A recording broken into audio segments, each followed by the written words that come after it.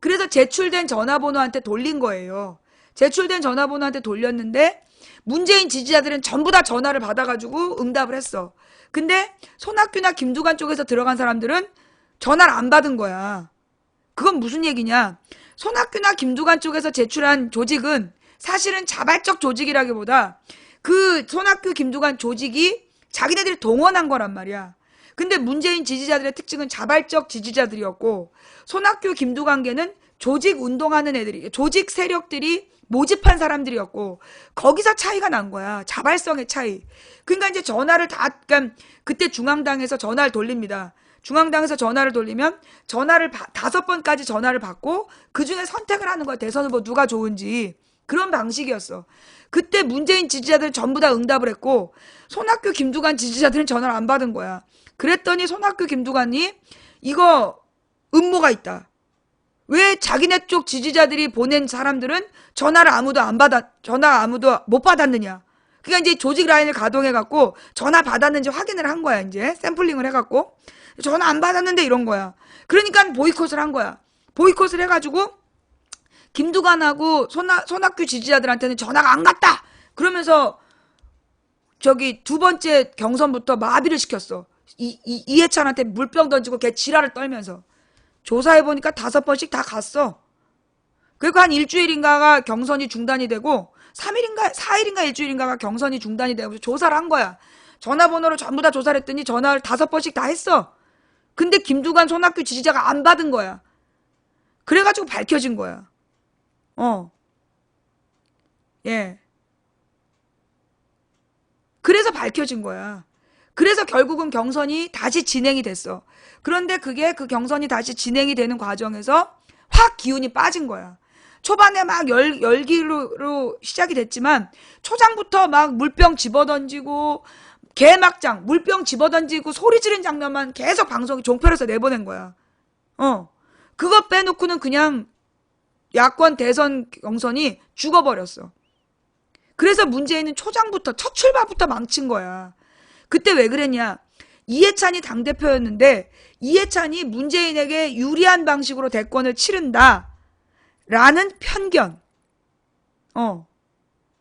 이해찬이 문재인에게 유리한 방식으로 대권 구도를 짰다라는 그 편견을 가지고 이해찬한테 물병 던지고 초장에 문재인이 전승했던 그 경선을 망친 거예요.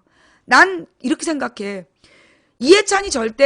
나는 그 당시 이해찬이 절대 문재인에게만 유리한 구도로 대선 구도를 짰다라고 생각 안 해. 나는 이해찬이 문재인에게 유리하게 대선 구도를 짠 건 아니라고 봐요. 근데 왜 손학규나 김두관계가 유리하다고 짰다고 봤냐 하면, 즉 대중의 자발적 참여를 통한 국민 경선은 문재인에겐 유리한 거야. 대중의 자발적 참여를 통한 국민 경선은 문재인에게는 유리하고 손학규나 김두관에게는 별로 안 유리한 거야. 그건 자기네들이 지지를 못 받기 때문이지. 그걸 이해찬이 문재인에게만 유리하게 짰다라고 지랄 연병을 하면서 그 대선 경선을 망친 거 아니야. 그때 이미 대선은 기가 꺾인 거예요. 문재인 대선이 그때 이미 기가 꺾인 거야. 그때 내가 그때 첫 번째 제주도 때까지는 문재인 지지 안 했어. 내가 대선 후보로 문재인 지지 안 하고 난 이긴 놈이 내 편 그러고 있었어. 근데 손학규랑 김두관이 손학규 김두관 지지자들이 이해찬한테 물병 던진 순간 내가 물병 던진 것 때문에 난 오늘부터 나는 문재인 편들겠다. 이건 손학규 김두관이 지금 대한민국의 민주주의에 대해서 물병을 던진 거다. 난 용서하지 않겠다. 그리고 내가 그날부터 문재인 선거운동을 했어요. 보신 분 기억나죠? 내가 그 김두관 손학규 쪽에서 물병 던지기 전까지는 내가 대선 후보 경선에 관심이 없었다고. 참여 안 했어요. 나는 누구도 지지하지 않는다. 이긴 놈 내 편. 근데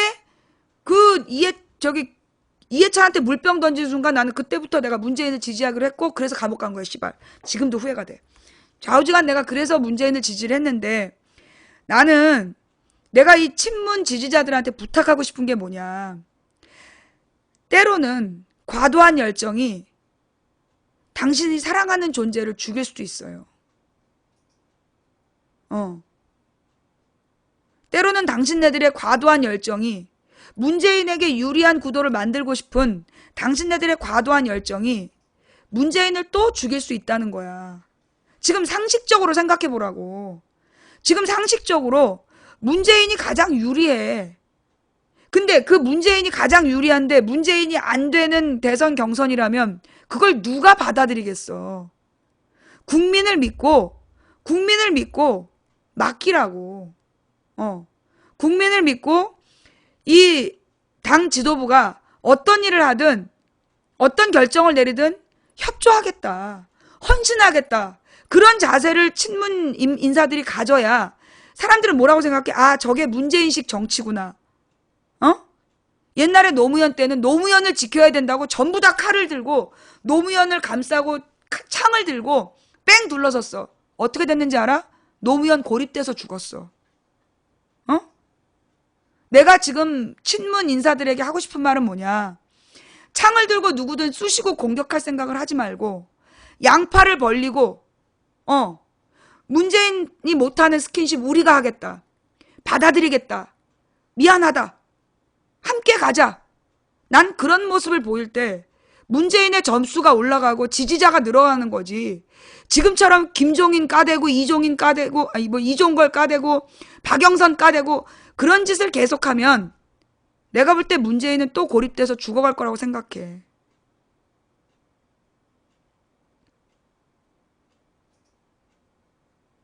문재인이 대통령 후보가 됐던 게 문재인 지지자들의 극렬 정성 때문에 됐다라고 생각하느냐? 난 아니라고 봐요. 그 당시 문재인이 제일 지지율이 높았어. 그 후보들 중에서는 문재인밖에 없었던 거야. 문재인, 손학규, 김두관인데 당연히 문재인이 되는 거지. 그걸 자기네들이 싸워서 이겼다라고 생각하기 때문에 착각이라고. 물론 여러분들의 열정적인 응원이 어떤 기싸움은 됐겠지. 그러나 자기네들이 그렇게 했기 때문에 문재인이 됐다라고 착각하고 또 그렇게 고집을 피우면 내가 볼 때 대한민국의 미래는 없어. 문재인은 대통령 되지도 않을 거고. 알지? 내가 선언하면 그대로 되는 거. 응? 당신네들이 그런 스탠스로 계속 나간다면 지금 더민주의 45%를 나쁜 놈이라고 욕하면서 공격적으로 나간다라면 문재인 대선 안 될 거야. 알지? 내가 선언하면 그대로 되는 거. 이번에 봤잖아. 이건 조건부 선언이야. 태도를 바꾸라고.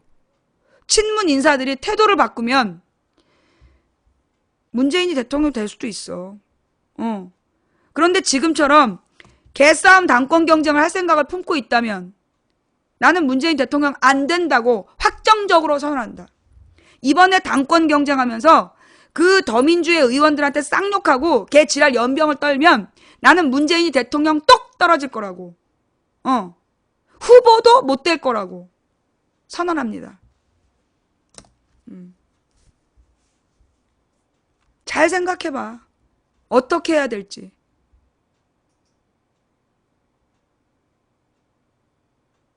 내가 뭐라 그랬어? 응? 내가 아까 그 노래 한 곡 잠깐 틀을게요.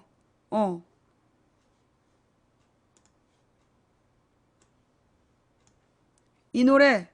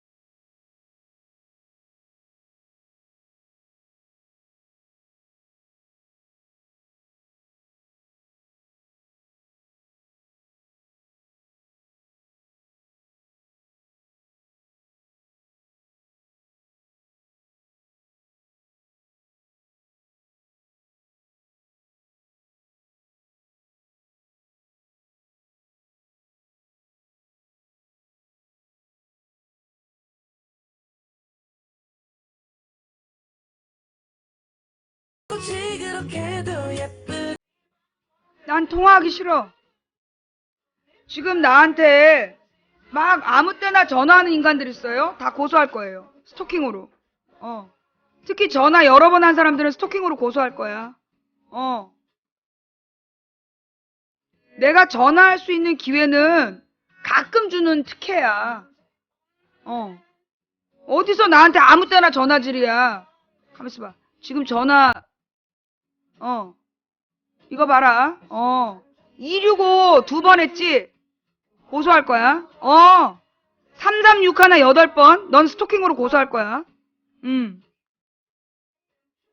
이 2번 이상. 그 다음에 8번 이상. 8번이나 했어, 8번. 각오해 고소할 거야, 내가 스토킹으로. 어디서 전화질이야? 문자 하나 보내면 되지.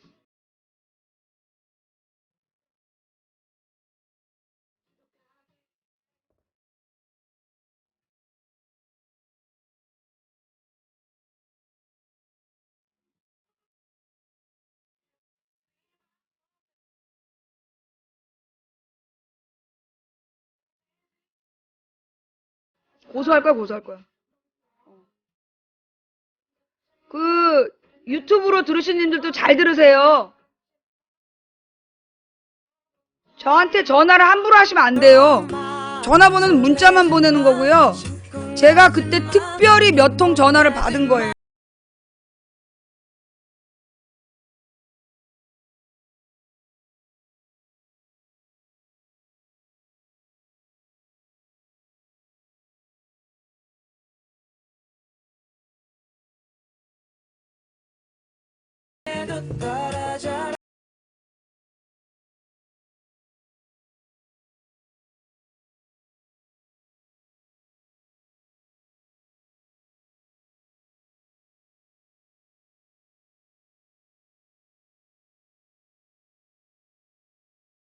볼 때 이 노래는 연애하지 못하는 백수 오빠가, 백수 형아가 벚꽃 구경 온 그 연인들을 보면서, 예.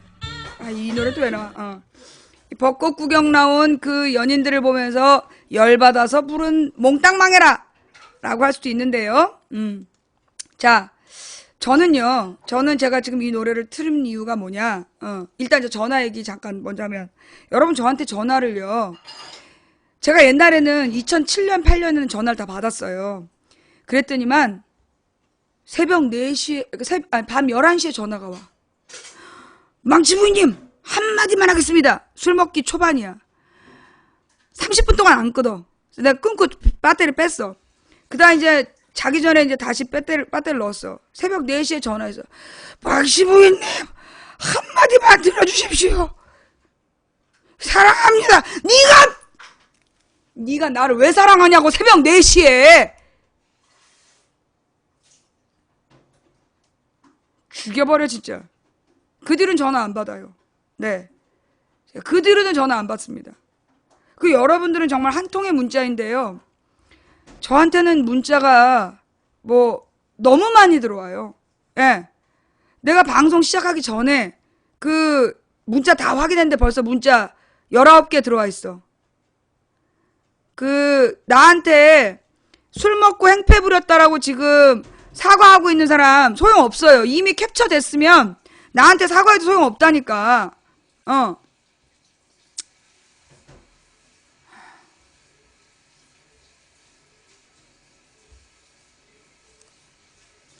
그지 문자를 지금 다 확인할 수가 없어. 너무 많아. 예. 예. 하여튼, 그래서 나한테 전화하면 안 돼. 나의 전화번호 010-2294-2016은 문자용이에요. 문자만. 그 다음에 또 부탁드리고 싶은 게 내가 지금 차단을 하고 있어. 어떤 사람을 차단하느냐. 정말 중요한 문자만 딱 정확하게 하면 되는데 쓸데없이 이 말 저 말 한 사람들 있지. 막 문자를 막 7개, 8개를 막 말도 안 되게 술 먹고 특히 문자 보낸 사람들 전부 다 차단 중이야. 예. 내가 수백 개의 문자에 시달리면서 쉴 틈이 없어. 010-2294-2016으로 문자를 보낸 사람들 중에 쓸데없는 얘기를 많이 보낸 사람 있잖아요. 특히 하루에 막 수십 개, 수백 개 보낸 사람들 전부 차단했어요. 정말 꼭 중요한 얘기들 한두 마디만 하셔도 내가 상대한 사람이 너무 많아. 근데 정말 별로 중요하지 않은 얘기를 막 수십 개를 올린 사람들이 있어. 그러면 안 돼요. 예. 부탁 좀 드릴게요.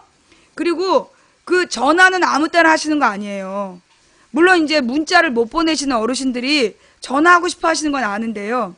제가 목이 너무 약해요. 그래서 제가 이미 2009년에 성대 결절이 된 사람이라 여러분의 전화를 계속 받다 보면 제가 목이 회복이 안 돼서 방송을 못 해요. 그래서 전화는 못 받는 거예요. 그러니까 전화는 평상시 하시면 안 되고요. 어제같이 제가 1년에 뭐 한두 번 특별히 전화 토론을 할 때 그때만 전화를 하실 수 있는 거예요. 뭔 말인지 아시겠죠? 평상시 전화하시면 제가 방송을 못 합니다. 부탁드릴게요. 예. 그리고 문자로만 하시고 꼭 중요한 요점만 부탁드릴게요. 제가 여러분들의 글을 다 읽을 시간이 없어요. 예.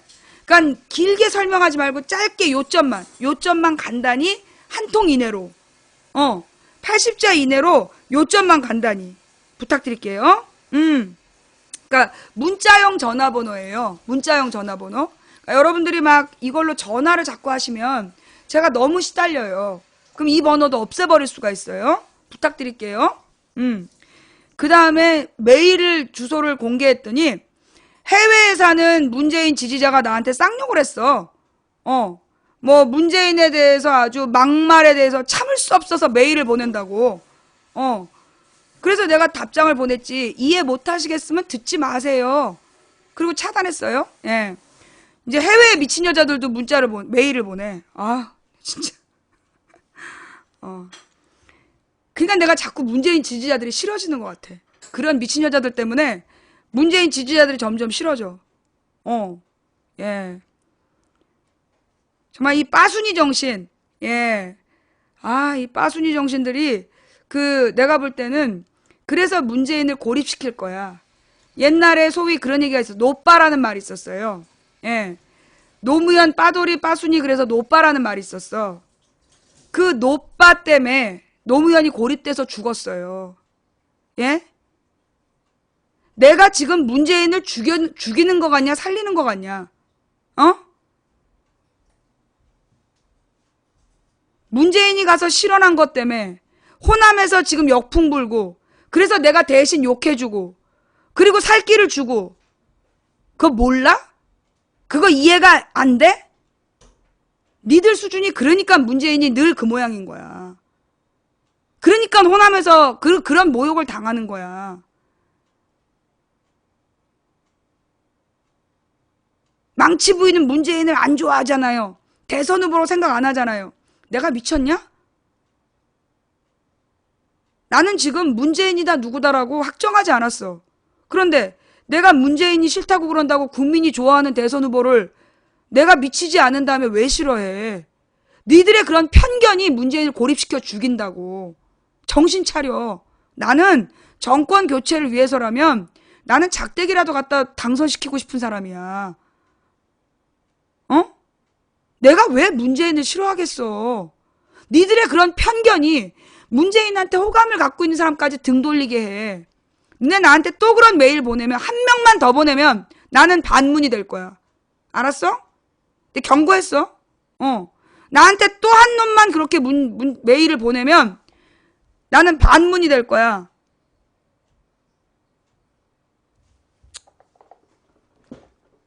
정신들 차려. 자, 하여튼 그래서요. 지금 문재인을 그 대선 후보로 유리하게 하겠다라는 명분을 내세워서 지금 당권 경쟁에 시작한 사람들이 있는데 나는 그거 문재인 파는 거라고 생각해. 나는 그게 문재인을 파는 거다. 문재인 간판으로 지네가 당권 잡고 자기네들이 다음에 지방선거나 이런 데에서 유리한 구도를 가지려는 그런 거 아니겠냐. 지난번에 문재인 당대표 내보내서 지네들 공천권 따내려고 했던 것처럼 나는 그렇게 보인다. 지금 당권 경쟁을 개싸움으로 들어가는 건 문재인을 죽이는 거지 절대 살리는 길이 아니라고 본다. 저는 그렇게 봐요. 나 같은 사람은 적극적 문빠는 아니야. 그러나 현재로서는 객관적으로 볼 때 문재인이 가장 유리하다라고 봐. 그러면 현재로서 큰 이변이 없다라면 문재인으로 갈 수밖에 없다라고 생각하지만 문바들이 그런 식으로 행동하면 당권에서 개싸움을 벌인다라면 당권 경쟁에서 나는 반문이 될 수밖에 없어. 나는 반문이 되어서 나는 45% 편을 들 수밖에 없다고. 그러면 나는 이 45%가 전권을 차지해야 된다고 보느냐? 그건 또 아니야. 왜? 지금 당내에 분명히 지들은 45%야. 그리고 나머지 20%가 있고 친문이 35%가 있어. 나는 이들에게 원하는 게 뭐냐 하면 서로서로 양보하고 협조하라는 거야. 국민이 더민주를 찍어준 건 니들이 당권 잡아라, 니들이 당권 잡아라 그런 거 아니야. 지금 아가리 닥치고 대가리 숙이고 철저히 낮아져서 국민들을 위해서 국민이 원하는 개혁을 해내라는 거지. 어디서 지네들끼리 당권 경쟁하고 지방선거에서 지들한테 유리한 구도를 만들려고 개 지랄을 하냐고. 씹어먹어버릴 것들이 아주. 찢어 죽이고 싶더라니까 아주.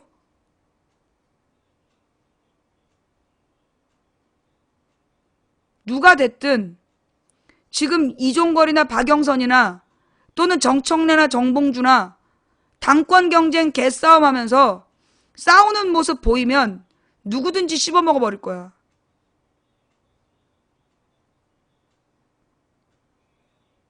싸우지 말고 합의하라고.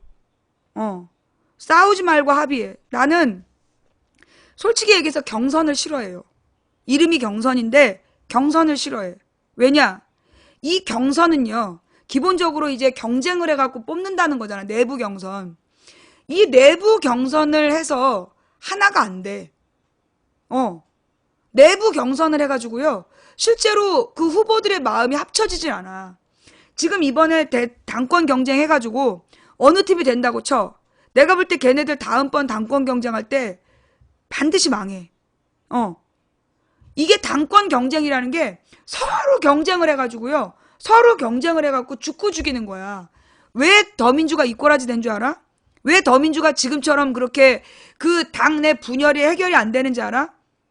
경선 때문에 그래. 전당대회 때문에.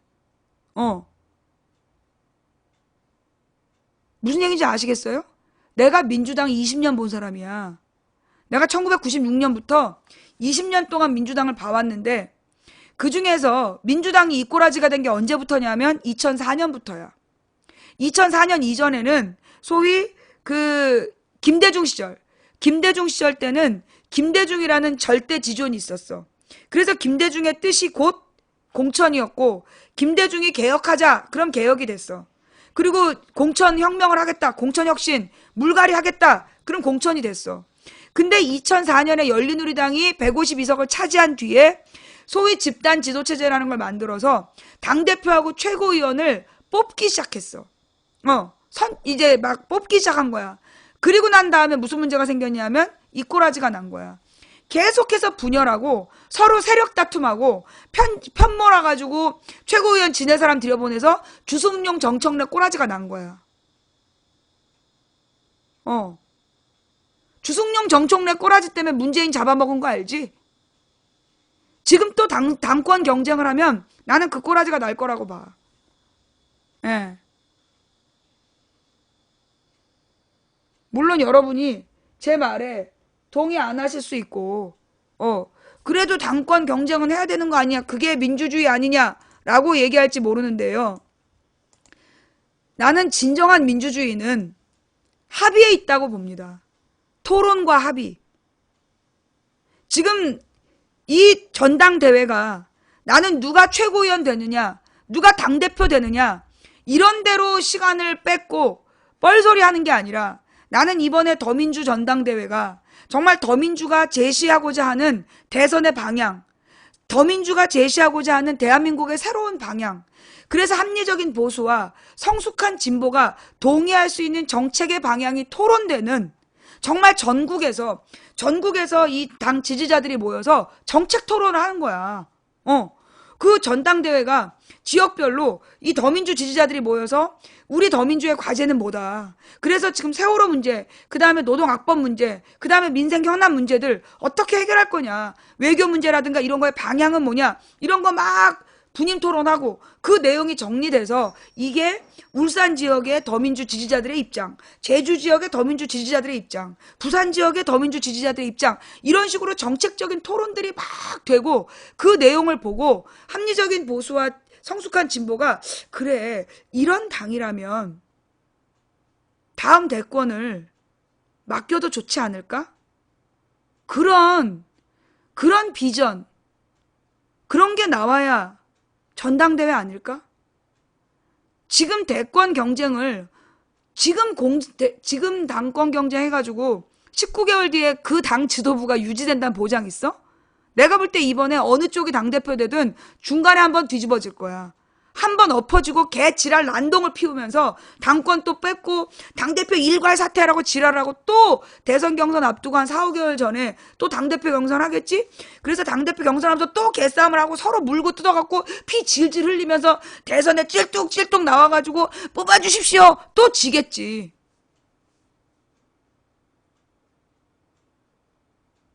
응? 이제까지 2004년부터 12년 동안 그 지랄 했으면 이제 정신 차릴 때 된 거 아니냐? 어? 팔 잘리고 다리뼈 부러지고 온몸에 피투성이 됐고 질질 나와가지고 뽑아주세요. 그럼 누가 뽑아줘? 누가? 지들 내부도 단속 못한 새끼들이 나와갖고 무슨 대한민국을 이끌고 간다고 누가 지지를 해주겠어? 이제 좀 그 지랄 좀 그만하자고. 내가 더민주에 바라고 싶은 게 그거야. 제발 그런 짓 좀 하지 말고 웬만하면 토론하고 합의해서 더민주의 방향을 정하고 그리고 정말 친문이나 그 비문이나 그런 거 따지지 말고 우리는 하나다. 하나의 더민주. 야, 당내부도 하나로 못 만드는 인간들이 무슨 대한민국을 책임진다고 나와. 어? 당 내부에서도 쌈박질하는 인간들이 무슨 대한민국을 책임지겠다고 나오냐고. 니들이 대권 잡을 자격이 있어? 제발 지랄 연병 좀 중단해 주길 바래. 그리고 지금 필요한 건 새로운 대한민국에 맞는 새로운 방향이야.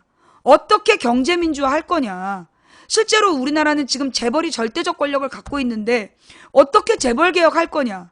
이런 전문적인 경제 전문가들의 토론 듣고 거기에 대해서 더민주 지지자들이 비판적 질문하고 그걸 어떻게 국회의원들은 구체적 공약으로 만들어 갈 건지 법으로 만들어 갈 건지 법적 제도를 만들어 갈 건지 대권 후보는 어떻게 이것을 공약으로 만들 건지 이런 거 좀 19개월 동안 토론하면 그러면 새로운 대한민국 되지 않겠어?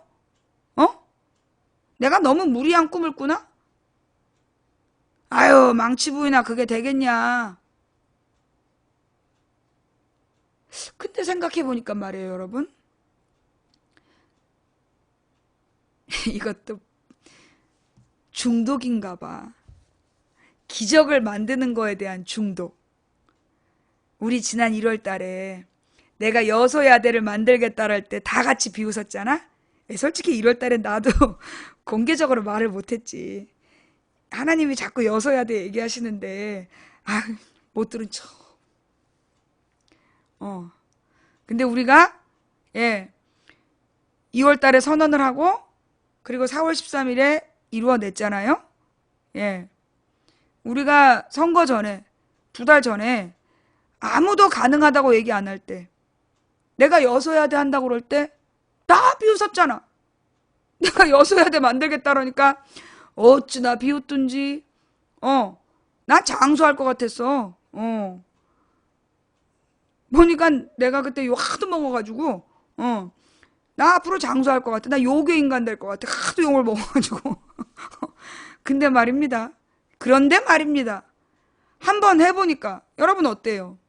우리가 지금부터 19개월 동안 호남과 경북에 묻지마 지지 풍토를 바꾸어낸다면 지금부터 19개월 동안 야당의 체질을 개선해낸다면 지들 내부의 당권 싸움으로 개싸움하면서 피 질질 흘리고 절름발이가 돼가지고 대선 뽑아달라고 나오는 그런 꼬라지를 안 보는 새로운 야당, 새로운 대한민국 우리가 19개월 동안 다 같이 믿고 달린다면 혹시 가능하지 않을까요?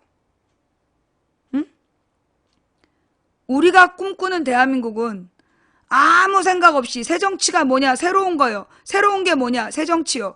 그런 사람이 아니라 정말로 준비된 인물들을 가지고 입증된 실력을 가지고 대한민국을 이끌어갈 수 있는 새로운 지도부를 구성하고, 솔직히 얘기해서 지금 우리 쪽 대선 후보들 박 시장이나 안 지사나 문재인이나 모두 훌륭해요. 누가 되든 나는 우리나라를 탁월하게 잘 이끌어갈 사람들이라고 봐. 그런데 우리가 너무 그 내부에서 누구를 지지할 거냐 가지고 서로 쌈박질하면서 후보들 서로 죽이기를 한다면 얼마나 손실이냐고. 나는 우리 국민이 가져야 될 자세는 누가 대통령이 돼야 된다, 이렇게 지금 정하지 말고 누가 되든 가장 경쟁력 있는 후보를 만들겠다라고 우리 모두가 마음을 먹고, 그 다음에 더민주는 더 이상 당권 경쟁하면서 서로 피칠갑을 하지 말고 정말로 더민주가 국민에게 어떤 신뢰받는 정당이 되기 위해서 어떤 정책을 제시할 건지를 제시하는 대한정당의 모습을 구축하고, 그리고 우리 유권자들은 이번 총선에서 드러난 경북과 호남의 묻지마 투표 행태에 대해서 어떻게 이 구도를 깰 건가, 40년 된 이 구도를 우리가 어떻게 개선할 건가 치열하게 바닥을 훑으면서 우리가 노력한다면, 그렇게 세 가지 노력이 이루어진다면 누가 되든 우리의 대선 후보를 만들어낸다. 모두 소중한 우리의 자산이다.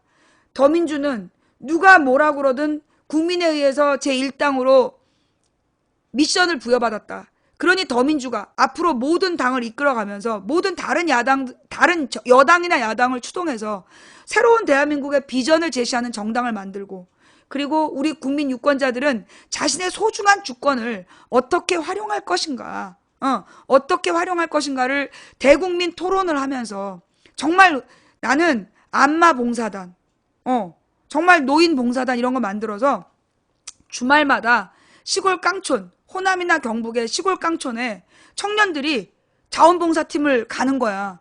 가가지고 막 할머니 할아버지들이랑 놀아드리고 잔치도 좀 하고, 그런 거지. 할머니 할아버지들 모시고 재롱잔치 하는 거야. 그러면서 안마 막 해드리면서 재밌는 얘기도 해드리고, 그러면서 민주주의가 뭔지, 대통령 선거는 뭔지, 국회의원 선거는 뭔지, 투표는 뭔지 이런 거 막 얘기를 해드리고, 그래서 오셔가지고 뭐 먹으면서 안마 받다 보면, 안마를 받다 보면 막 공연이 나와. 근데 공연 내용이 민주주의가 뭔지에 대해서 얘기하는 거야. 그래서 막 묻지마 지지하고 막 몰려가면서 왕따하고 그러면 안 된다는 거. 이런 것들을 고쳐 놓을 수 있는 그런 우리 청년 봉사단을 만드는 거 어떨까? 그러면서 이제 그런 봉사단을 위해서 누군가 그러려면 이제 후원도 해야 되잖아. 지역별로 그런 봉사단을 만들고, 그런 봉사단이 아무래도 이동비가 필요하니까, 뭐 누구는 이제 차량을 대겠다. 그럼 누가 기름값을 대겠다. 누가 음식을 마련하겠다. 이래가지고 그런 봉사활동들을 하면서 바닥 정서를 우리가 정말 경북과 호남을 돌아다니면서 변화시킨다면 어쩌면 19개월 뒤에 대한민국을 바꿀 수 있지 않을까?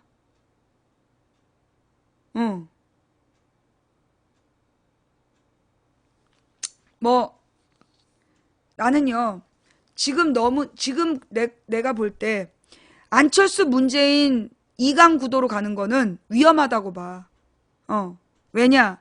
지금 호남 새누리당, 호남과 새누리당이 하나로 안철수를 밀고 있어. 호남 새누리당 미디어가 안철수를 밀고 있어. 그런데 지금 초반부터 문재인과 안철수 구도가 굳어져 버리게 되면 결국은 전체적인 표수에서 문재인이 져. 그래서 나는 양강 구도로 가면 안 된다고 봐요. 예. 그리고 쟤네들은 지금 이번 총선을 통해서 나머지 야당의 대권 후보를 죽인 거야. 그러니까 내 생각에는 야당의 대권 후보들이 많고 풍성해져야 돼. 그리고 막 이런 새로운 비전들이 나와야 돼. 그래서 이쪽은 열매가 많고 따먹을 게 많은 그런 정당을 만들어야 안전하지. 지금 문과 안 이렇게 1대1 구도로 가다 보면 외통수야. 문재인은 절대 안 되니까 안철수로 묻지마 투표하자. 어떻게 막을 건데? 경북과 호남에 묻지마 투표를 어떻게 막을 건데? 못 막아. 그래서 나는 지금 너무나 문재인과 안철수 양강구도로 대선 후보를 가는 건 옳지 않다라고 본다. 예, 옳지 않다라고 보고, 그리고 지금 이 당권 경쟁을 개싸움하는 건 난 옳지 않다고 본다.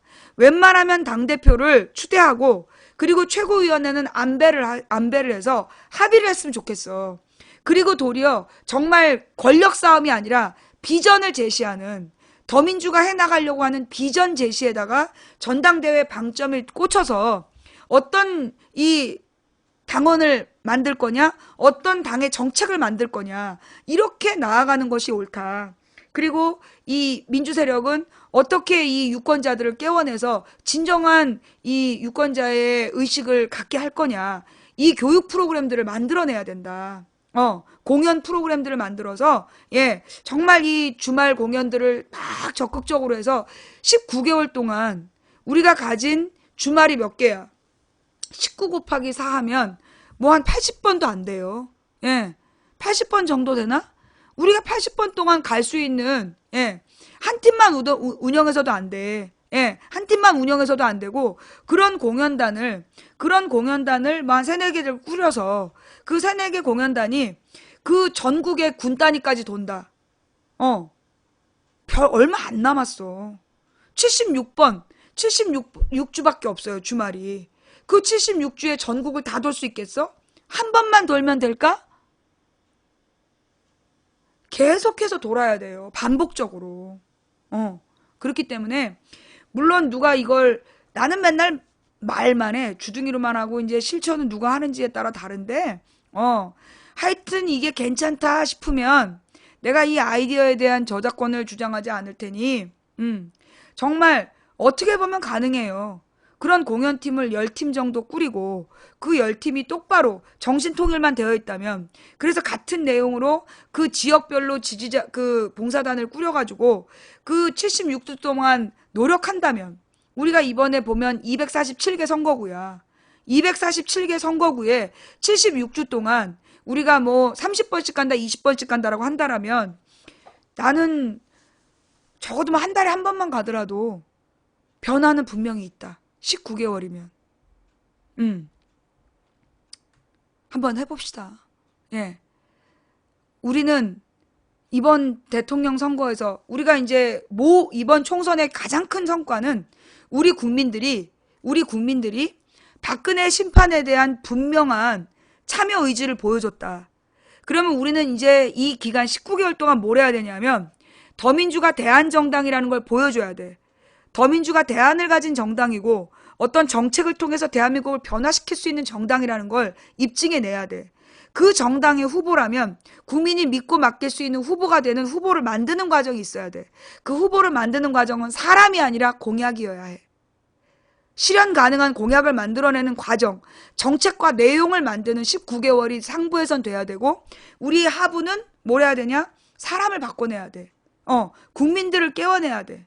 새로운 대한민국은 결국 깨어난 국민들이, 깨어난 유권자가 올바르게 투표할 때, 그때 가능한 거야.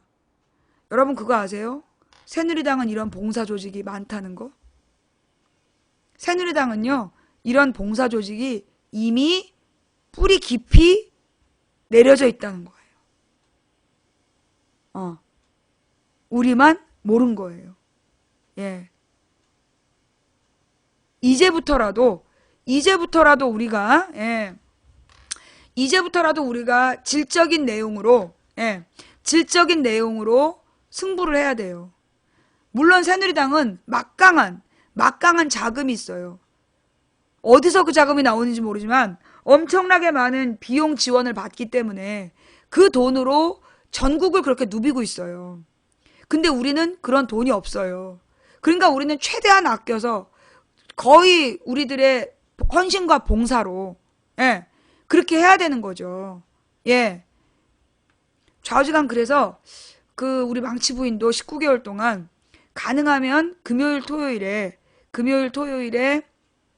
그런 그 지역 봉사를 그러니까 망치 부인이 가서 이제 할머니 할아버지들한테 재롱을 뭐 얘기를 하고, 그때 이제 우리 봉사단이 막 안마 봉사를 하고 그 지역에서 맛있는 음식을 준비를 해가지고 어르신들께 대접을 하는 그런 게 있었으면 좋겠다. 물론 우리 남편이 허락할진 모르겠다. 하여튼 근데 이제 한번 가능성을 타진해 봤으면 좋겠다. 자, 여러분 막 방송이 너무 짧아서 죄송한데요. 제가 지금 막 진땀이 나고 있어요. 예. 여러분이 보실 때는 망치분이 멀쩡해 보여도 나 어제 죽을 뻔했어. 어제 죽을 뻔해서 지금 아니다. 오늘 더 중요한 얘기가 있는데 세월호 이야기 맞아. 까먹었다. 자, 여러분 어제가 세월호 2주기였어요. 예. 그래서 어저께 그것이 알고 싶다 해서 온 국민에게 밝혀냈잖아요. 국정원과 세월호의 관계를 밝혀냈어요. 굉장히 나는 그것이 알고 싶다에 대해서 고맙게 생각해요. 예. 물론 절반은 박근혜 정부는 그럴 수밖에 없었을 거라는 변명으로 모든 걸 많은 시간을 허비했지만 그럼에도 불구하고 예, 이 국정원이 세월호와 관계에 있다라는 것을 대중에게 알렸고 또 그 3시간 동안 그리고 그 마지막 1시간 동안 9시 반에서 10시 반까지 그 등신 새끼들이 서로 보고한다고 오로지 보고하느라고 현장 지휘부를 마비시켰다라는 거 이거를 밝혀낸 것만으로도 나는 굉장히 중요한 역할을 했다고 생각해요. 예. 네. 그러면서 드는 생각. 우리는 4월 16일에만 세월호를 기억하면 안 된다. 예. 그래서 저는요. 박주민 당선자의 연락처를 저한테 좀 누가 알려주셨으면 좋겠어요. 그래서 우리 박주민 의원님을 모시고 4월 달에 제가 이제 돌아오는 이제 4월 24일 날부터 방송을 할 거잖아요.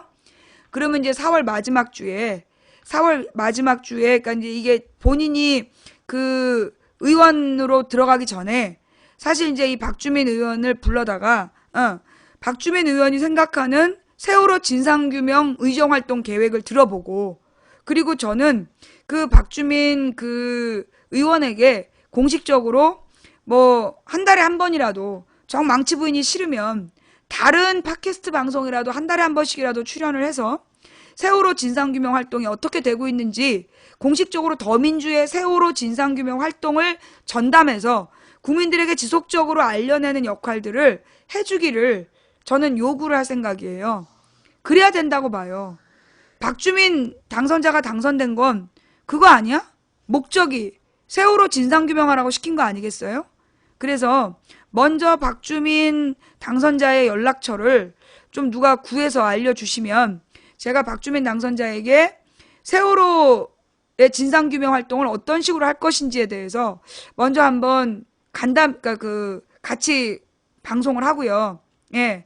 그리고 가능하면 뭐 1년에 두세 번이라도 박주민 의원을 모시고 세월호 진상규명 활동이 어떻게 진행되고 있는지 우리들이 계속 감시를 해야 이분도 그 방향을 잃지 않고 계속 자신의 역할을 할 수 있지 않을까.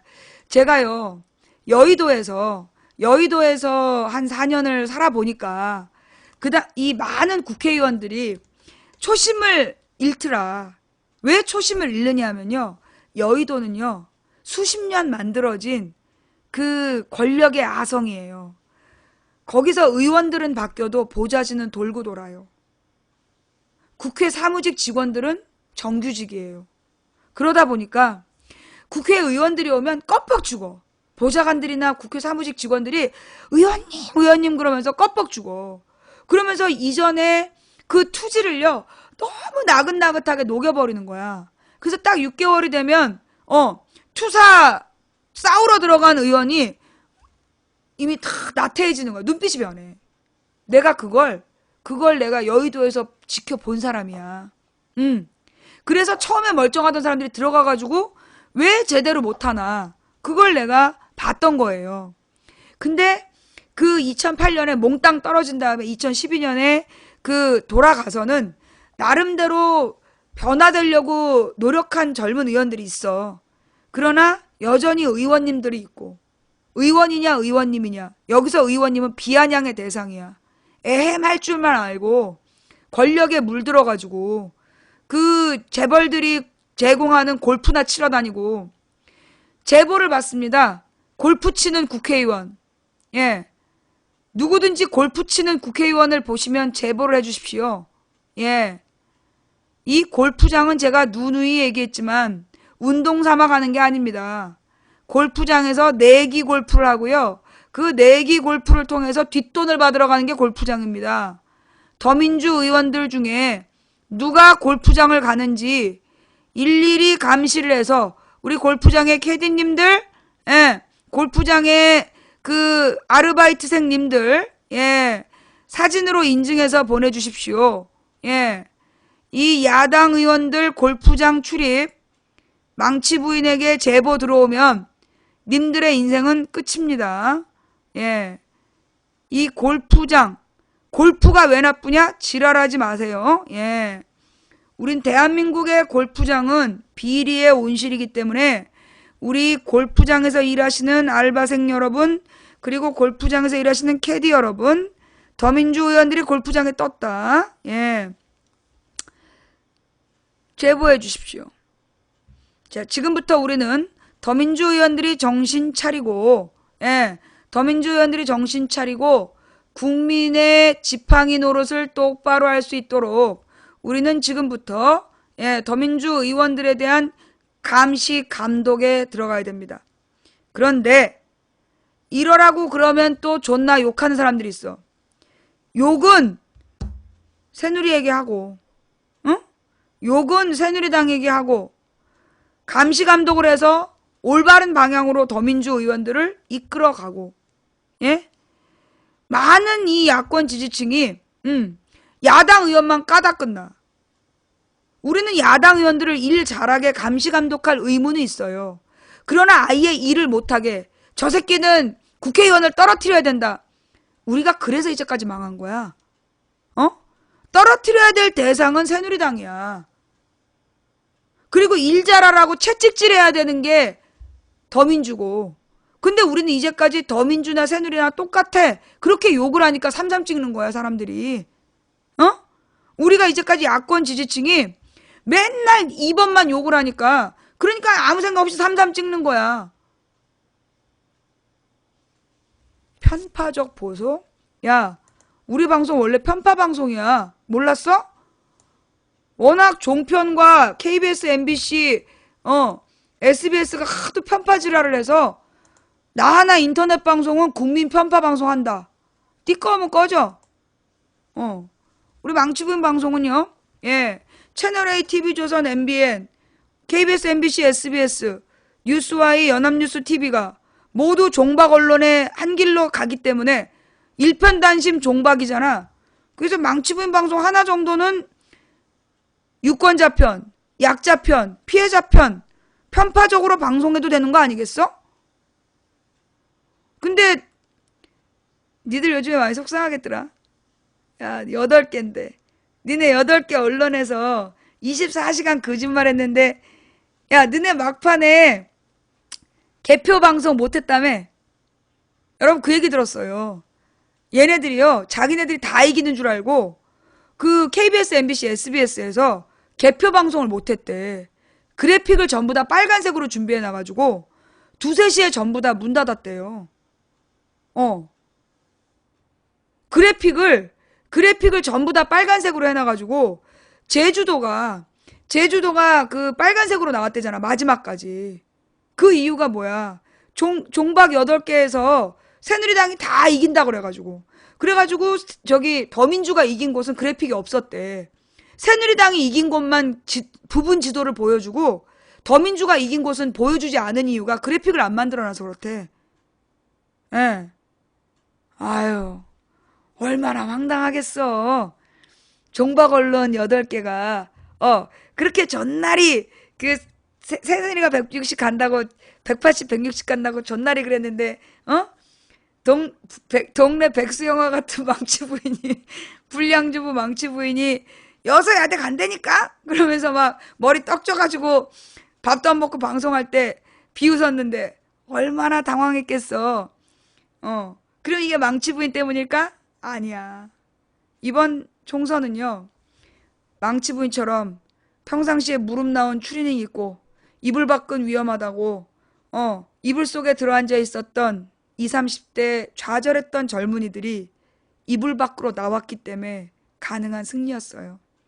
제가 오늘 추리닝을 입고 나온 이유는 저처럼 나가서 입으로 변변한 거 하나 없이 언제나 나는 뭘 해도 안 돼 라고 생각하고 이불 속에 들어앉아서 세상을 두려워했던 젊은이들이 이번엔 이불 밖으로 나와서 당당하게 멋진 어른이 되었기 때문에, 그래서 이번에 총선에 이겼다는 거. 종박 언론 저 수십 개가 지랄을 해도 몰래 망치 부인 보고 망치 부인한테 쌍욕을 날릴지언정, 블랙을 받았을지언정, 그래도 망치 부인 방송을 보고 이불 밖으로 나와준 우리 2030 청년들에게 박수와 존경의 표시로 오늘 추리닝 입고 나왔어요. 감사합니다. 청년 여러분, 여러분이 그동안 힘들었던 건 여러분이 무능했기 때문이 아니에요. 우리 어른 세대가 물질의 탐욕에 눈이 어두워서 여러분들을 죽이는 길인지 모르고 무식하게 길을 왔기 때문이에요. 이제 우리가 우리의 길을 되돌리려고 합니다. 2030 여러분, 포기하지 말고 같이 갑시다. 우리 망치 부인방에 2030 이불 밖으로 나온 청년들 특집 한번 하고 싶어요. 예. 우리 창동역에 보면 지하에 지하철역 밑에 카페가 있는데 이불 밖으로 나온 2030 청년들 모시고 우리 한번 어떤 대한민국이 됐으면 좋겠다. 청년들이 바라는 나라는 이런 거다. 그런 이야기들을 그 북카페에서 이야기하는 시간을 갖고 싶은 것도 저희 하나의 방송 컨셉이에요. 예.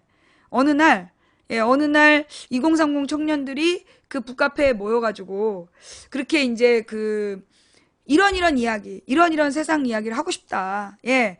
그런 자리를 가졌으면 좋겠어요. 예. 그 다음에 또 날이 정말 좋은 날에는 우리 동네에 이제 공짜 공원이 있거든. 입장료 없는 공원. 예. 입장료가 없는 공원에 모여서 거기서 또 2030 돗자리 수다방? 예. 돗자리 수다방 드레스 코드는 추리닝. 카페에서 싫어할 것 같은데. 드레스 코드는 추리닝으로 입고 이불 밖으로 나온 청년들과 더불어서 그러니까 이제 서부 지역에는 호수공원 있잖아요. 예. 서부 지역에 이제 호수공원 있고 이렇게 공원들을 돌면서 이불 밖으로 나온 청년들과 더불어서 돗자리 깔고 김밥 싸갖고 와서 먹으면서 그런 공원은 뭐가 안 돼? 예. 삼겹살은 안 되고 김밥 싸가지고 와서 돗자리 깔고 서로 김밥 먹으면서 김밥은 싸잖아. 그러니까 김밥 먹으면서 우리 이제 2030 이불 밖으로 나온 2030 햇볕 쬐기 수다방 이런 거 이런 거 해보면 좀 재밌지 않을까 그런 생각도 좀 들고요. 그 다음에 제가 또 전국 장터를 돌고 싶다 그랬잖아요. 예, 전국의 장터를 돌면서 어르신들에게 장터를 돌면서 어르신들에게 망치 부인의 길거리 수다방도 좀 해봤으면 좋겠다. 다양한 아이디어들이 있는데 문제는 체력이야.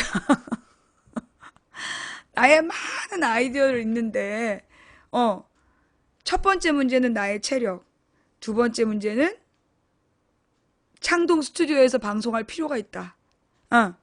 그래서 이게 참 고민이 많아요. 하여간 그래도 이 많은 이야기들을 통해서 우리는 세월호의 진실을 밝혀나가야 되고 그리고 경제민주화, 새로운 대한민국을 만들어 나가야 되고 노동학법을 막아내야 되고 올바른 민주주의를 세워가야 되는데요. 한 가지만 확인할게요. 어제 왜 김종인 대표가 세월호에 공식적으로 참여하지 않는다 더민주가 왜 그렇게 발표했는지 아시는 분? 망부님 그거 좀 찾아오세요. 김종인이 왜 안 나갔나? 안 간다고 그랬나? 다음 재보궐선거에 출마하실 생각 없으신가요? 아, 자존심 상해. 나는 이렇게 신나고 다이나믹한 마님질에 익숙해져 있어. 내가 왜 미쳤다고 머슴질을 하러 가? 어? 국회의원은 머슴질이라고 몇 번을 얘기했어. 나는 당당한 대안에 무릎 나온 추리닝 입은 마님으로 살아갈 거야. 나한테 그렇게 구차한 머슴질을 요구하지 말란 말이야. 이건 우리 방송에 대한 모욕이야. 어? 우리 방송이 얼마나 중요한데 내가 무릎 나온 추리닝을 입고 있어도 내가 어떤 국회의원이든지 좀 봅시다 그럼 보는 방송이야. 아, 기분 나빠 진짜. 내가 국회의원 되는 순간 걔네들이 날 꼬봉으로 알아. 막 커피 타라 그러고 그래. 내가 미쳤다고 거기 가서 커피 타냐? 내가 여기서 형 한번 보죠. 그럼 어이 망치 부인 이러고 오는데 미쳤다고 거기 가갖고 선배님 그 지랄하냐? 아, 애들이 대가리가 나빠가지고 쓸데없는 얘기 하지 말고 빨리 김종인 얘기나 찾아와. 예. 김종인. 네. 망부 가수로 살고 싶은데 어쩌고? 아이, 채팅이 너무 빨라고 못 읽겠어. 김종인 그 얘기 알게 됐어요? 예. 예. 나는, 내가 국회에 들어가서 할 수 있는 일이 너무 작아. 왜? 나는 한 표였기 때문에 가서 할 수 있는 일이 적어요. 근데 여기서 우리 국민들한테 여러분 지역구 후보들한테 이렇게 얘기하시면 됩니다. 그럼 300표로 움직여. 어느 게 더 효과적이냐? 내가 들어가서 한 표 피켓 들고 싸우고 막 삭발하고 그러고 싸우는 게 효과적이냐? 내가 여기서 자 여러분 우리가 이제 동네 의원들한테 이렇게 하라고 전화를 계속하면 됩니다. 네, 이렇게 협박은 자 그래서 뭐 국회의원 사무실로 하지 말아요. 지역구 사무실에다가 해가지고 하는 거야. 지역구 사무실에서 말을 안 들으면 지역구 그 사람들 많이 오가는 토요일날 이럴 때 지역구 사무실 앞에서 피켓팅을 하는 거야. 이러면 300석을 움직일 수 있는데 내가 미쳤다고 국회 들어가서 삭발하냐? 국회에 가면 신문나 뭐 과격한 여성 초선 의원 동료 의원 뒤통수에 벽돌 꽂아 뭐 과격한 여성 의원 동료 의원 눈동자에 볼펜 꽂아 그러면 사실 대한민국 국회가 뭐가 되겠어? 내가 대한민국의 명예를 위해서 추리닝 입고 우리 집 거실을 지키는 거니까 나한테 그 쓸데없는 머슴질 그런 거 요구하지 마라. 누가 내 앞에서 볼펜 세우고 있다 이러면 내가 그냥 볼펜을 뺏어가지고 확 대가리에다 꽂고 싶지 않겠냐? 내가 자식 키우는 부모로서 그렇게 무리한 일 해갖고 텔레비에 나오는 일이 없도록 협조 좀 부탁한다. 나한테 또 한 번만 뭐 국회로 가주세요 이런 얘기하면 블랙이야 너. 동료 의원 이빨 뽑아 짤짤이 동료 의원 손가락 분질러 윷놀이. 그럼 대한민국이 뭐가 되겠어? 조국의 평화를 위해서 내가 우리 집 거실을 지키는 거니까 니들은 나한테 그런 쓸데없는 짓을 요구하지 말고 시키는 정보나 잘 물어와. 자, 김종인 대표가 안산에 참석하는 대신 뭐랬다고요? 16일에 광화문 분향소에 참석했답니다. 내가 그 부분이 이해가 안 되는 건데 그러니까 그 공식적으로 참석하지 않는다는 보도 그거 왜 나왔어? 그러니까 아침에 10시에 안산에서 무슨 추모식을 하는데 거기는 참여하지 않고 그냥 광화문에 개인 자격으로 분향을 했다. 도대체 그걸 왜 그렇게 한 건데? 그걸 왜 그렇게 한 거야? 공식적으로 참석하지 않고 개인 자격으로 분향을 한 이유가 뭐냐고. 예. 저기 공식적으로 참석하지 않기로 했다. 어디서 나온 얘기예요? 네. 김종인 비공식 참여로 정쟁몰이 차단. 그러니까 세월호에 공식적으로 참여하는 게 정쟁이 될 거라고 봤다는 판단은 누가 했냐고. 김종인은 지금 비대위원장이기 때문에 정식 당대표가 아니다. 그러니까 비공개로 해도 되지 않나요?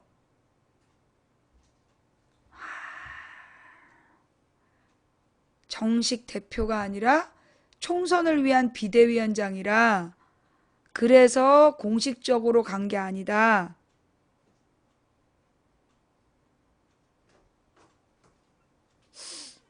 그래서 개인 자격으로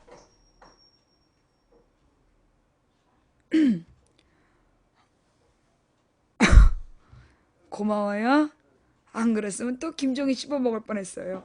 자, 여러분, 네.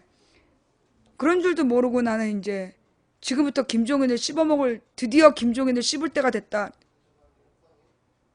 역시 채팅창이 망치구인을 살렸어.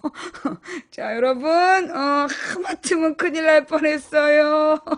자, 그 부분은 이해하겠습니다. 그러니까 공식적인 당대표가 아니라 총선을 위한 비대위원장이기 때문에 개인 자격으로 참여한 거다.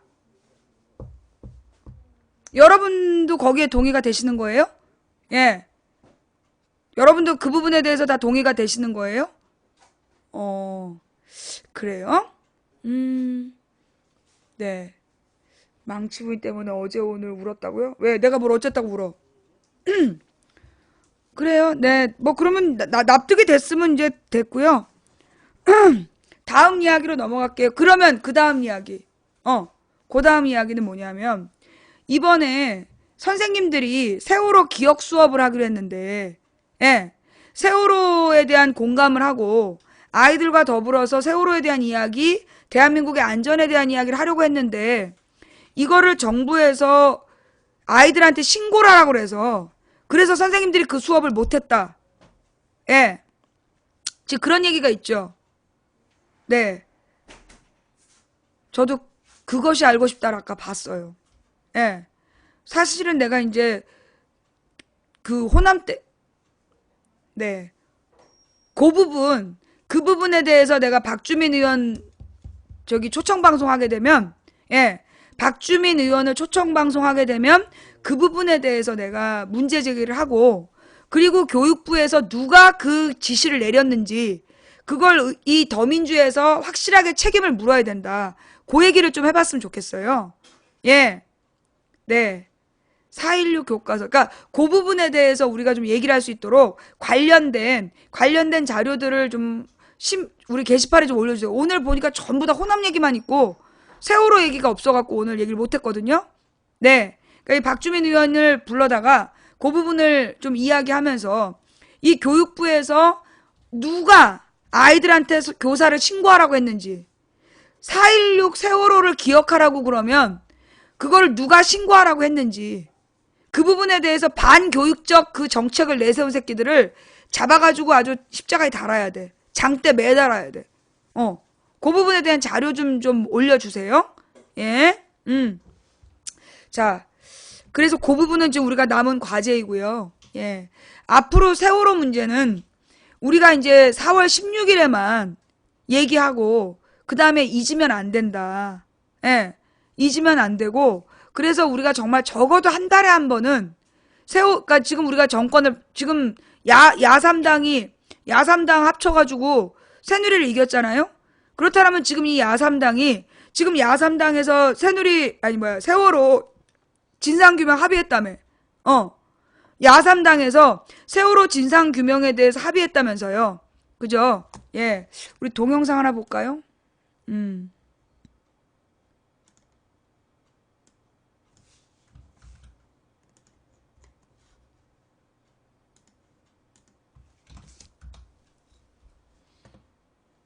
원래 제 전공이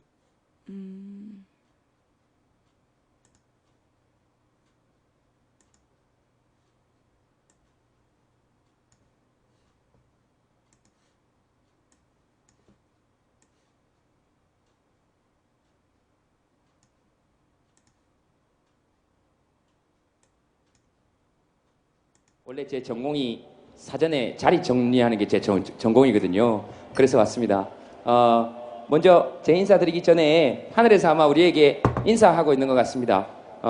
아이들에게, 그리고 희생자들에게, 그리고 아직도 돌아오지 못한 아이들에게, 여러분 사람들에게 잘 들릴 수 있도록 박수 한번 부탁드리겠습니다. 네, 위에 보시면서, 네, 감사합니다. 네, 그리고 사람 사는 도리라는 거 그런 거라고 생각합니다. 누군가의 죽음을 대하는 그 사람의 자세를 보면 그 사람을 알 수 있습니다. 그렇죠. 그리고 그런 자세를 보면 우리가 죽었을 때, 우리가 그런 일을 당했을 때 우리에게 어떻게 대할지 그 자세 역시 알 수 있습니다. 그걸로 사람의 좋고 나쁨 저는 단언코 평가할 수 있다고 생각합니다. 그런 의미에서 보면 지금 어딘가 건물에서 숨어서 비를 피하고 있는 사람들보다 그리고 마땅히 책임져야 될 그 사람들이 지금 이 시간에도 이 자리에 있지 않고 비를 피하고 있는 그 자리보다 함께 비를 맞고 있는 여러분들이 정말로 인생을 잘 살고 있고 그리고 저들에게 힘이 되는 사람이라고 생각합니다. 잘 살고 있는 우리들에게 여러분 박수를 부탁드리겠습니다. 그럼요. 이럴 땐 옆 사람 보고 박수 치는 거예요. 네, 이럴 땐 옆 사람 보고 박수 치는 거예요. 네, 그럼요. 감사합니다. 네, 괜찮습니다. 네, 비 맞을 때가 훨씬 섹시하다는 얘기가 있어서 네, 업이 됐습니다. 행사 시작할 때 되면 언제든지 시간을 얘기해 주세요. 저는 오늘 정식 출연자가 아니니까 비 맞고 이렇게 서서 기다립시다. 뭐 말도 중요하지만 이렇게 가만히 있는 것도 중요하니까. 뒤에 계시는 분들은 잘 보이십니까? 네, 거기가 좋은 자리입니다. 네, 알겠습니다. 그리고 뭐 혹시라도 이야기하고 싶거나 그런 분들 계시면 언제든지 얘기해 주시고 그리고 시작할 때 되면 저한테 신호 보내주시면 저는 바로 내려가도록 하겠습니다. 아시겠죠? 네, 감사합니다. 뭐 하실 말씀 있으시면 제가 대신해 드리겠습니다. 마이크 잡고 뭐 하실 말씀 있으시면 하세요. 없어요? 없어요? 여기 분들 조금 네 지금 어쨌든 진짜 고맙습니다. 여러분들한테도 고맙고 또 많이 와주셔서 진짜 고맙고 또 마음을 보태주시는 분들도 진짜 고맙고 여기 서 있기 지금 쉽지 않잖아요, 그죠? 네, 오면서 여기 저 학생들도 만나고 저 20대 청년들도 만나고 어머님 아버님도 만나고 그랬습니다. 희생자 그리고 돌아오지 못한 사람들까지 포함해서 304명입니다. 그런데 그들의 목까지 여러분들이 이 세상에서 함께 살아주셔서 진심으로 고맙고요. 앞으로도 우리에게 일어날지도 모를 그런 일들에 대해서 여러분들이 이렇게 함께 마음을 보태주시면 고맙겠고 그리고 아이들 한 명 한 명 잘 기억해 주시고 그리고 돌아오지 못한 부자지간도 있고 선생님도 있고 거기는 학생도 있고 거기는 엄마도 있고 거기는 아빠도 있습니다. 그래서 단순한 희생자가 아니고 엄마를 지키지 못하고 아빠를 지키지 못하고 학생을 지키지 못하고 선생님을 지키지 못하면 그것은 우리의 의무 방기이기도 하고 진짜로 그렇게 해야 될 사람들이 책임을 지지 않기 때문에 우리가 지금 이 자리에 나와 있다라고 생각할 수 있습니다. 가끔씩 사람들이 묻습니다. 나라란 무엇인가? 국가란 무엇인가? 가끔 옛날에 저한테 나라 지키러 가다가 죽은 것도 아닌데 그 사람들한테 왜 그렇게 신경을 써야 되냐? 그래서 제가 그랬습니다. 아이들이 국가다 이 개새끼들아. 네, 아이들이 국가입니다. 네, 아이들이 국가고 거기 있는 아버지가 국가고 거기 있는 딸들이 국가고 그렇습니다.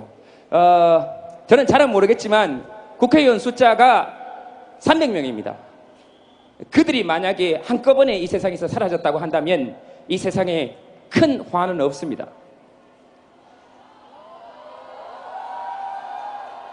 여기 당선자들도 계시고 국회의원들도 와 계신지는 모르겠지만 그 사람들하고 원수질 일이 있다 하더라도 그들 배지를 지키는 열정만큼이나 이 304명을 지키는 데 신경을 써야 하고 그들 배지를 지키는 열정만큼이나 그들이 살려달라고 요구하는 것이 아니고 실제로 죽어가고 있는 사람들을 살려야 그들이 달고 있는 배지가 진짜 금 배지가 될 수 있습니다. 앞으로도 두 눈 부릅뜨고 지켜봐야 됩니다.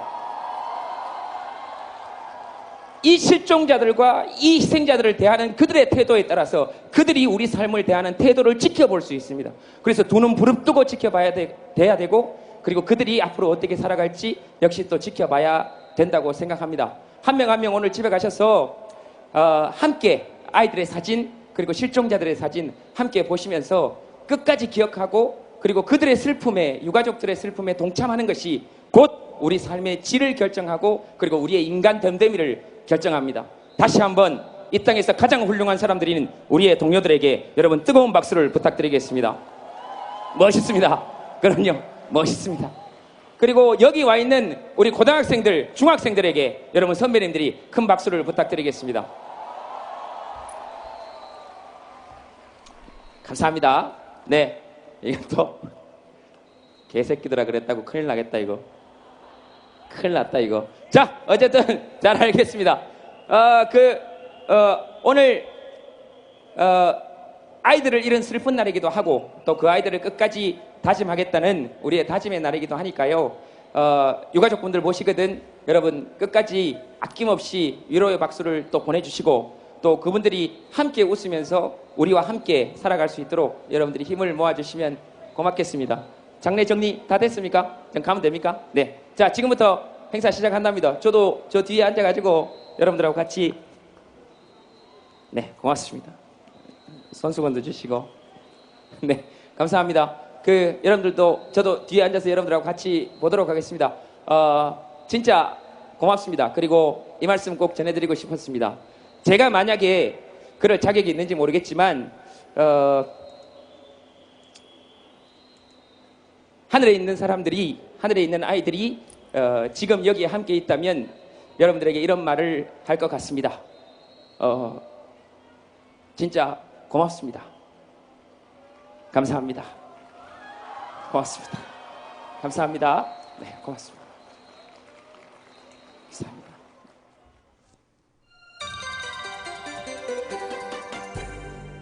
오마이TV는 여러분의 후원으로 제작되고 있습니다.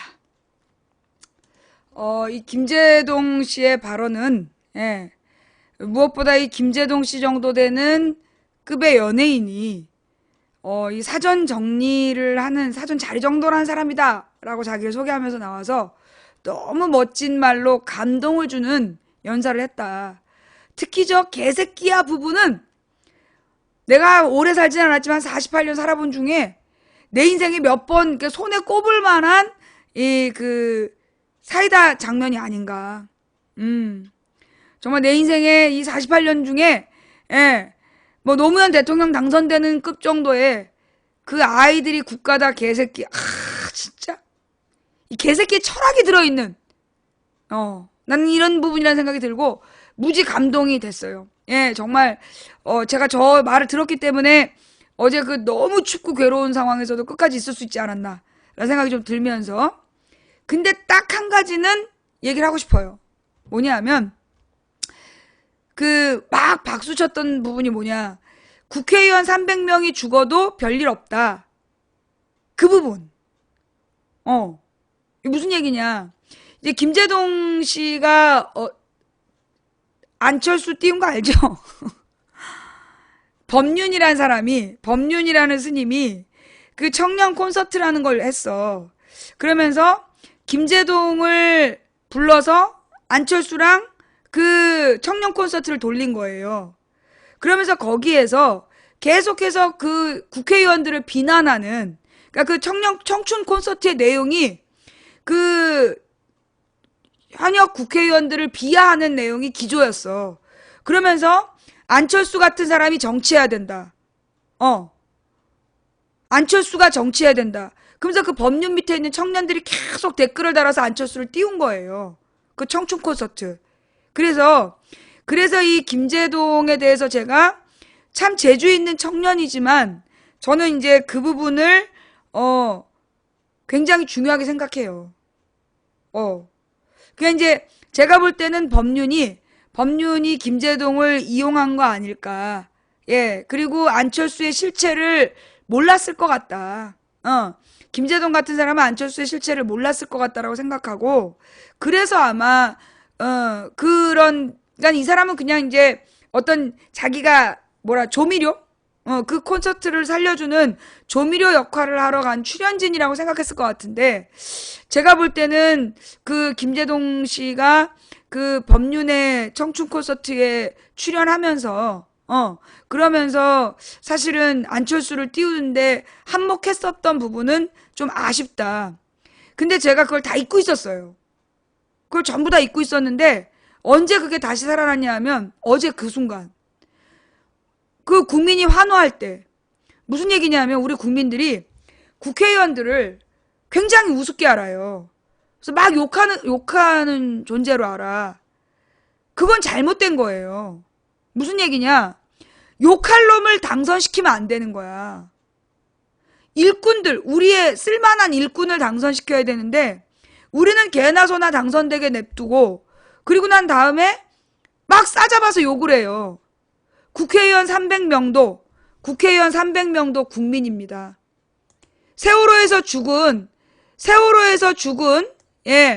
304명만큼 국회의원 300명도 중요한 국민이에요. 그런데 국민보다 국회의원은 중요하지 않다. 이런 식의 표현은 이거 굉장히 위험한 발언이다. 그러니까 김동 머식이라는 그 늙은 교수, 그 사람이 국회의원들을 없애야 된다는 둥 줄여야 된다는 둥 그런 개소리라는 걸 막 카톡으로 퍼돌리잖아요. 여러분, 국회는 굉장히 중요한 기관이에요. 한마디로 박근혜가 미친 짓을 할 때 그 미친 짓을 못하도록 감시하고 감독하는 박근혜를 향한 경찰이 국회예요. 김동길. 그런데 저렇게 국회의원 300명 죽어도 의미 없다. 거기에 또 환호하고 그러면 안 된다는 거야. 나는 김제동 씨가 그 청춘 콘서트를 다니면서 가졌던 그 국회의원들에 대한 그 잘못된 의식을 아직 갖고 있는 거 아니냐. 네. 그 부분은 우리가 정말 전체조차 8분 중에 딱 그 부분은 제가 얘기를 해야 되겠다 싶었어요. 예. 아니, 저건 말실수가 아니라 철학인 거야.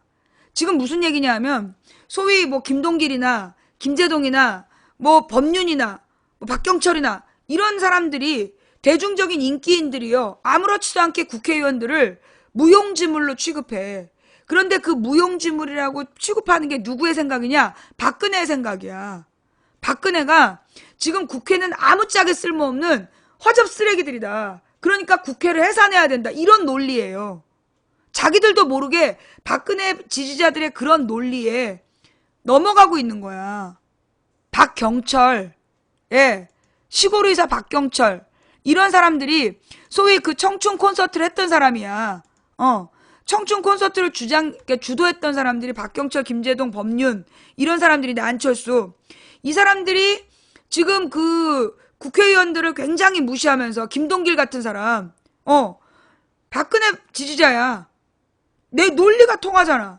국회는 아무짝에 쓸모없는, 일하지 않는 집단. 이게 박근혜의 주장이야. 그러니까 국회를 심판해달라. 그게 박근혜 주장이야. 국회의원 300명은 죽어도 된다? 그건 잘못된 내용이죠. 그죠? 그건 잘못된 내용이에요. 국회의원 300명도 똑같이 소중한 국민입니다. 똑같이 소중한 국민을, 304명이 국민이 죽는 거와 국회의원 300명이 죽어도 상관없다. 그런 식의 잘못된 인식에 나는 우리 국민이 환호하면 안 된다고 생각해요. 그리고 국회의원들에게 권한을 줘야 돼요. 그래서 이 국회의원들이 권한을 잘 행사해서 박근혜와 저 미친 권력을 철저히 감시 감독할 수 있도록 권위를 줘야 되는 거야. 근데 지금 우리 국민들이 그런 의식 없이 너무나 다 같이 싸잡아서 국회의원들을 무시하니까 박근혜 저게 국회를 심판해달라고 지랄하고 다닌 거야. 제 말이 무슨 뜻인지 이해하겠어요? 김제동 씨의 8분 모든 말은 정말 제 인생 48년 동안 열 손가락에 꼽힐 만큼 사이다 영상이지만, 국회의원 300명 죽어도 아무 문제 없다. 거기에 환호하는 국민들의 모습은 저한테 아니다. 저 부분은 얘기하고 넘어가야 된다. 제가 지금 잘못 생각하고 있나요? 저의 생각이 지금 잘못된 생각인가요? 그러니까는 김제동 같은 사람이 그렇게 반어법을 썼을 때 거기에 환호하면 김동길 같은 사람이 국회의원 없애야 된다고 떠들고 다닌다고. 김제동 같은 사람이 저렇게 얘기하면 김동길 같은 사람이 돌아다니면서 국회의원을 없애라고 얘기한다고. 박근혜랑 김동길이. 그래서 우리는 그 국회의원들을 싸잡아서 비난하는 그 풍토도 바꿔야 돼요. 40년 동안 호남하고 경북이 묻지마 투표를 했다면 우리는 40년 동안 국회의원을 싸잡아 비난하면서 어쩌면 대통령을 감시하고 견제하는 국회의원의 역할을 우리 스스로 무력화시켰던 거 아닌가. 그 부분을 우리는 진지하게 반성해야 된다. 그래서 정말 국회의원들 한 사람 한 사람이 대통령과 동급이다. 그런 생각을 하면서, 그러니 그 자리에 아무나 가지 못하도록 정말 국회 대통령을 견제하고 감시할 수 있는 사람만 그 자리에 가도록 우리가 우리의 주권을 깨워내야 된다. 자, 뭐 김제동 씨보다 이 김제동 씨 발톱의 때만큼도 유명하지 않은 주제에 김제동 씨한테 질투심으로 그랬다라고 얘기를 한다면 제가 뭐 더 이상 할 말은 없습니다만, 저는 김제동 씨를 정말 사랑하고 아끼는 사람으로서 웬만하면 김제동 씨가 다음에는 이런 부분들은 좀 그렇게 받아들여 주셨으면 좋겠다. 본인도 모르게 그렇게 얘기를 하면 그게 국민들한테는 이런 영향이 있다. 사실 저는요, 솔직히 얘기해서 김제동 씨가 국회의원들보다 영향력이 크다고 봐요. 네. 저는 국회의원 300명보다 김제동의 영향력이 크다고 봐요. 그렇기 때문에 김제동 같은 사람이 국회의원을 어떻게 바라봐야 되는지 대중들에게 올바로 인식을 심어줄 필요가 있다. 이거는 이 무식제동, 야, 너는 우리 방송 들을 자격이 없어. 너 꺼져. 이거는 김제동이 무식해서가 아니라 이제까지 우리 풍토예요. 이 풍토를 바꿔야 돼요. 그래서 우리도 무의식적으로 국회의원들을 너무나 우습게 하는 거야. 국회의원은 우스운 자리 아니에요. 매우 중요한 자리예요. 그 매우 중요한 자리에 우리가 우스운 사람들을 그냥 당선시킨 거, 그게 문제인 겁니다. 뭐 망치분 말에 동의하신다라면 추천 부탁드리고요. 동의 못하겠다면 추천 안 해주셔도 되는데, 제가 불타는 템민이 아이템을 구매를 못해가지고 오늘 추천을 많이 못 받았어요. 아까 한 4,800명? 4,800명 시청하시던데 추천은 4,200. 오늘 밤 600명이 밤에 자다 일어나서 설사한 빤스를 빨지 않을까라는 기대를 해봅니다. 추천해주신 모든 분들은 오늘 행복한 밤 되시기 바랍니다. 오늘 함께 해주신 모든 분들 감사드립니다. 방송이 열리자마자 달려와주신 여러분 진심으로 감사드리고요. 각 방에서 고생하신 매니저님들 수고하셨습니다. 그리고 이 방송을 녹화 떠서 유튜브와 팟캐스트에 올려주시는 참세상님, 풍행국님, 그리고 여비곤님 감사를 드립니다. 여러분들 요즘에 저한테 팟캐스트에 악플 달린 거 많이 신고하시는데요.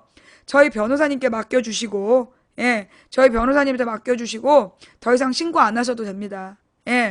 그리고요, 제가 볼 때 악플 다는 사람 몇 명이잖아요? 그죠? 한두 명이 계속 그러는 거기 때문에 걔네들이 그러면 그럴수록 노이즈 마케팅이 됩니다. 그러니까 저한테 악플 다는 것 때문에 속상해 하지 마시고, 그렇게 악플 다는 애들을 보면 자식 오늘도 노이즈 마케팅 해주는구나 라고 생각하시고, 여러분들은 그런 노이즈 마케팅 위에다가 망치부인을 칭찬하는 글을 하나 달아주시는 게 그게 저를 위해서 더 큰 도움이 되는 거다. 절대 걔네들이랑 싸우지 마라. 그런 부탁드립니다. 하여간 풍행국님, 참사장님, 여비고님 감사를 드리고요. 그리고 오늘 후원해주신 한 분 한 분 진심으로 감사드립니다. 오늘 후원하지 않으신 님들 미안해 하실까봐 제가 한 분 한 분 이름 불러드리지 못한 겁니다. 씨발 후원해봤자 이름도 안 불러주고 안 해! 하지 마십시오. 이름 안 불러줘서 후원하고 싶지 않으시면 안 하셔도 됩니다. 그럼에도 불구하고 후원해주신 분들 덕분에 오늘도 망치부인 당당하게 방송을 할 수 있었습니다. 대단히 감사를 드리고요. 오늘 저는 여러분께 3가지 비전을 부탁드렸습니다. 대통령 누구라고 단정 짓지 말고 가장 경쟁력 있는 후보로 가자. 그리고 사람에 집중하지 말고 공약을 만들어내자. 더민주 지금 당선돼서 개싸움하면서 당권 경쟁하지 말고 국민들에게 대안이 있는 정당으로서 정말 경제적 대안을 제시하는 정책을 제시하게끔 추동해 나가자. 그리고 우리 밑에 있는 이 유권자들은 우리들의 유권자의 권리를 이번 총선에서 얼마나 어리석게 묻지마 지지를 하는지 봤다. 그 묻지마 지지 풍토를 어떻게 바꿀지 지금부터 19개월 동안 이 풍토를 갈아엎자. 이 3가지 비전을 제시해드렸습니다. 이 비전에 동의하십니까? 동의하신다라면 손? 동의하시는 분 손? 야, 망치야. 그게 되면 우리나라가 여기까지 왔겠냐? 그래요. 된다고 믿든 안 된다고 믿든 당신의 믿음대로 될 겁니다. 제가 늘 말씀드렸다시피 저는 된다고 믿습니다. 저의 믿음이 크기 때문에 저는 이번에도 될 거라고 생각합니다. 이제 우리는 지난 3개월 동안에, 아니 4개월이죠. 120일 동안에 기적을 이루었습니다. 이제 그것보다 조금 스케일이 큰 19개월짜리 기적에 저는 한번 도전해 볼 생각입니다. 여러분들은 어떠십니까? 함께 가보시겠습니까? 된다고 믿든 안 된다고 믿든 당신의 믿음대로 될 것이다. 누군가 간절히 소망하면 온 우주가 그의 소망을 위해 움직이기 시작한다. 한 사람이 꾸는 꿈은 꿈일 뿐이지만 100인이 꾸고 만인이 꾸면 현실이 된다. 우리가 가는 길은 갈만한 길이라서 가는 것이 아니라 어렵고 힘들어도 가야 할 길이라서 간다. 길이 보이지 않으면 길을 만들면 되고, 빛이 보이지 않으면 우리가 빛이 되면 된다. 기적이 필요하다면 까짓거 우리가 만들면서 가자. 우리는 새로운 대한민국을 만들어 갈 거다. 우리는 19개월 뒤에 대선에서 질 수도 있다. 하지만 아직 우리에게는 19개월이 남아있고 우리는 최선을 다할 거다. 그리고 우리는 지지 않을 거다. 왜냐하면 우리는 또 목숨을 걸 거니까. 지는 싸움이 이기기 어려운 싸움에서 지지 않는 단 하나의 방법은 싸움을 포기하지 않는 것이다. 우린 그걸 아니까. 자, 인간의 가치는 그가 품고 있는 희망의 질량에 비례한답니다. 오늘 방송 마음에 드셨어요? 마음에 드셨다면 추천 부탁드리고요. 다음 방송은 제가 한 일주일, 그동안 4개월 동안 못했던 개인적인 일들 좀 처리하고 일주일 뒤에 돌아오겠습니다. 4월 24일 저녁 8시 망치부인의 시사수다방, 아니 망치부인의 장작부인의 인생수다방 1시간, 그 다음에 망치부인의 시사수다방 2시간 이렇게 진행하겠습니다. 4월 24일 저녁 8시에 만나요. 감사합니다. 일주일 동안 평안하시고요. 그 다음 주 일요일날, 주일날 저녁 때 뵐게요. 감사합니다. 함께 해주신 모든 분들께 감사드리고요. 오늘 모든 분들께 감사드립니다. 평안한 밤 되세요. 감사합니다.